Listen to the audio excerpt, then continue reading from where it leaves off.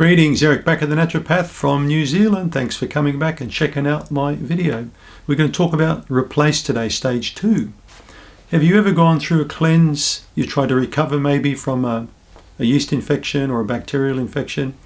You've cut the sugar, you've cut the rubbish out of your diet, you've taken supplements, you're feeling pretty good, but then you seem to be relapsing all the time. You're still getting a bit of bloating and a bit of itching and maybe a bit of indigestion, maybe a bit of brain fog or fatigue, but the symptoms just aren't going away. They're staying there for some reason, maybe in the background.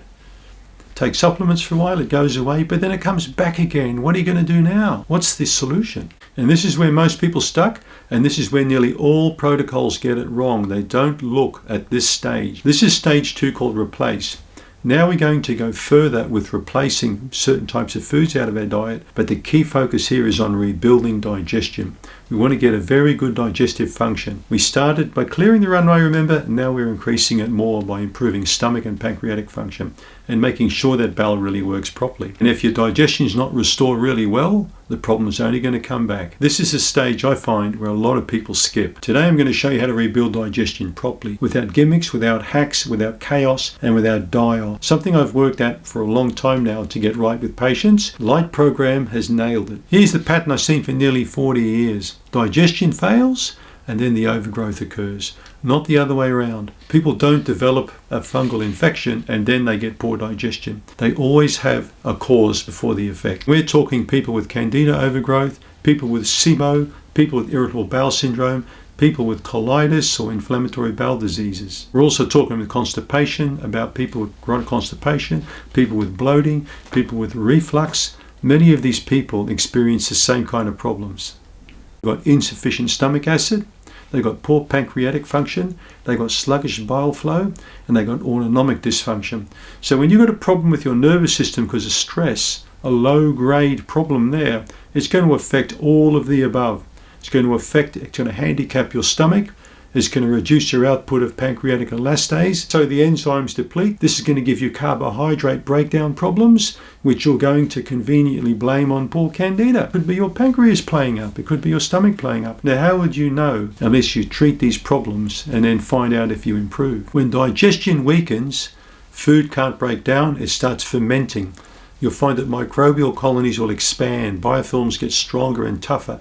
Drugs come in to counter these symptoms, which create tougher biofilm layers, which make it even harder to eradicate. Stronger medications and repeated medications come in, and it's always the food that gets the blame. The medications help to destroy your gut. Some of the poor food choices, they keep triggering these responses. So now it's time to make some changes here. Remove certain food items and improve digestion to the max. So what are the 4 key factors we're looking for in replace? Feed the gut properly, restore the upper and middle digestion, improve nutrient absorption, and balance your gut microbiome gently.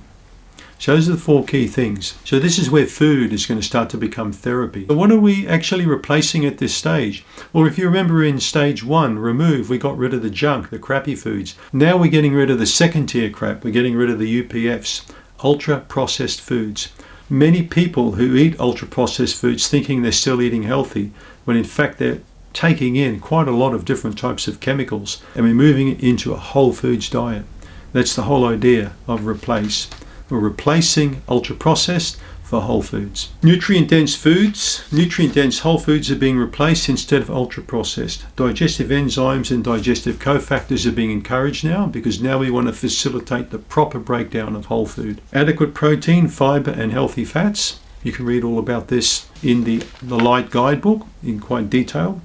Fermented and antifungal foods, so we're looking at antimicrobial food choices. These are gradually introduced into this stage and pushed more in the rebuild, in the terminal, in the 3rd stage. We're also highly encouraging you to take enzymes for stomach acid and for bile flow. So things that help to break food down properly. We need to replace our chaotic eating habits like eating over cell phones and scrolling while eating. We need to replace that more with chewing food properly and being mindful when we eat. So for many people, this is going to be a very big turning point, a big shift in the way that they live and eat. And often when we create these shifts is when we get some of the biggest changes occurring in our health. We're going from control to regulation. So we're trying to regulate the gut a little bit better now. So in the case of the stomach, poor enzymes in our stomach will mean poor protein breakdown. It'll mean fatigue. It'll also mean that we're not acidifying the food properly for downstream, for where we really need it to work properly. We're not breaking it down, so we're not really creating good food for the bacteria in the colon. We're also not allowing bile to flow properly because it becomes sluggish in the absence of digestive enzymes. So poor stomach function, poor health, poor recovery. Now when bile becomes weak, it reduces our body's ability to have antimicrobial control further downstream as well. See, bile is actually important, not just to break fat down, but to control microbes in the lower part of the gut. So poor stomach acid, poor bile flow, increased bad bugs. I think you're getting the picture now. We have to improve digestive function if we want to get rid of a fungal or bacterial problem. But think of these three core problems we get with poor stomach acid production due to low-grade stress, okay? We're not getting the nutrients to our cells that we really need properly, so we're not going to feel vital. The microbes are not being controlled properly, so which means that bad guys can really take off on us. And the stress on top of that handicaps our stomach to output enzymes even more. So the more stress you face and the more anxiety you're under, the more handicapped your stomach becomes to fight any kind of fungal problem. And now this is why digestion almost always collapses long before fungal overgrowth occurs. Now here's what's important and what should feel normal. Replace again, like remove, is not an aggressive, punchy, powerful phase. It should feel gentle. It should feel supported. You shouldn't feel any extreme symptoms at this stage either. And if you do, you're pushing way too hard. You need to back off a bit. Here are 4 common mistakes I see with people.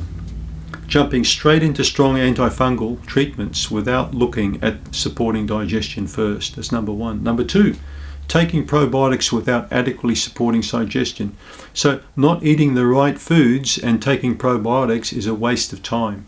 You need the right kind of food with probiotics to really make them work properly. Third one, eating healthy but still relying on UPFs. Still eating very processed foods but thinking they are actually healthy for you. And then the fourth one, eating in a stressed state. These are the things that need sorting first. I'd like you to remember this key point. Improving function is number 1. Improving symptoms is number 2. The digestion improves, bloating reduces, energy stabilizes, stools improve, and your cravings calm right down, especially sugar cravings. And that's what I call real progress. Let's look at some supporting tools now. This is also a really good time to introduce digestive enzymes, probiotics, and gentle antimicrobials. They'll just work more effectively when the digestion works better. Take 1, maybe 2 capsules per day throughout this program to really get that gut working. Remember, these are principles. You don't have to take supplements. They certainly help a lot. Just rely on food. But just make sure that you make the right dietary choices. I always find that when a patient's digestion is very strong, is the microbial balance follows. Let's talk a bit about replacing ultra-processed foods. So stage 1 removes the obvious junk. Stage 2 replaces the hidden junk. Ultra-processed foods are engineered for shelf life, hyperflavor, addictability, so you keep going back and buying more all the time, and just sheerly for convenience. Stripped of fiber. They've got virtually no fiber in them. They disrupt your digestive enzymes. They're full of chemicals that can have multiple effects in our body that are known to feed fungal and bacterial imbalances. They also inflame the gut. So replace is not about eating less. It's actually about eating more food, but eating better food. Your appetite will stabilize. Your blood sugar levels will become much more balanced. You won't crave anything like this at all anymore. Your gut microbiome will shift naturally towards a more balanced state. Appetite stabilizes, digestion improves, and inflammatory responses in the body drop. You won't need to worry about things like arthritis or heart disease or blood pressure or things like that. When you eat the right food, the body tends to normalize its function and optimize it at the same time. But let's talk about duration for replace phase.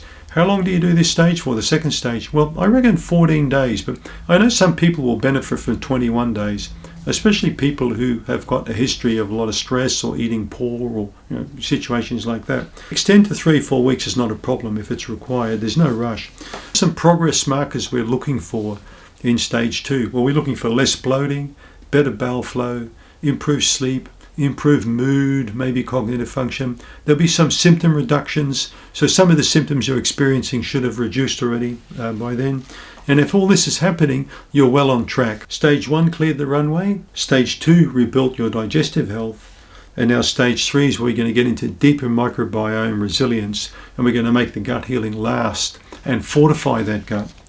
So now we're going from recovery to stability to resilience, because we want to create a digestive system where it's always stable, it's always strong. If this all resonates with you, then jump over to candida.com and grab your free 84-page Ultimate Light Guide that's going to walk you right through this whole program. If you want any more optional digestive support tools, go to yeastrix.com. What's your biggest digestive symptom right now? Your challenge? Is it bloating? Is it constipation? Is it food reactions? Is it a vaginal yeast infection?